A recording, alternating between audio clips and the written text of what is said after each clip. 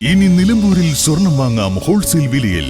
വരുന്നു ഹയ ഗോൾഡൻ ഡയമണ്ട്സിന്റെ മൂന്നാമത് ഷോറൂം നിലമ്പൂർ വടപുറത്ത്.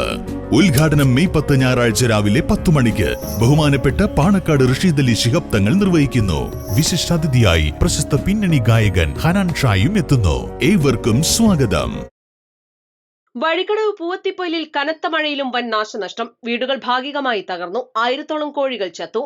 വൈദ്യുത തൂണുകൾ തകർന്നു. ഇന്ന് വൈകുന്നേരം 3:30-യോടെയുണ്ടായ കനത്ത മഴയിലും കാറ്റിലുമാണ് വൻ നാശനഷ്ടമുണ്ടായത്. മരങ്ങൾ വീണ് 8ഓളം വീടുകൾ ഭാഗികമായി തകർന്നു. ഒരു കോഴി ഫാമും ഭാഗികമായി തകർന്നിട്ടുണ്ട്. കാറ്റിൽ വ്യാപകമായി കൃഷിനാശവും സംഭവിച്ചു. പൂവത്തിപ്പൊയിലിലെ വടക്കുംപാടം സുനീറിന്റെ കോഴിഫാമിന് മുകളിലാണ് മരം കടപുഴകി വീണത്. 2000 കോഴികൾ ഉണ്ടായിരുന്ന ഫാമിൽ 1000-ഓളം കോഴികൾ ചത്തു. തട്ടാംപറമ്പിൽ ശിവദാസൻ, നെല്ലാടുതൊടിക മുജീബ് റഹ്മാൻ, പുളിക്കലകത്ത് സുനീർ, രാമത്ത് പറമ്പിൽ മുണ്ടൻ, കുറ്റിപ്പുളിയൻ ഭക്തൻ, കപ്പൂരൻ അൻവർ എന്നിവരുടെ വീടുകൾക്ക് മുകളിലേക്ക് മരങ്ങൾ വീണും കാറ്റിൽ മേൽക്കൂരയിലെ ഷീറ്റുകൾ തകർന്നു വീണും നാശനഷ്ടമുണ്ടായി.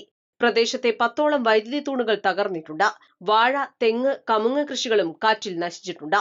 East live, Edakkara.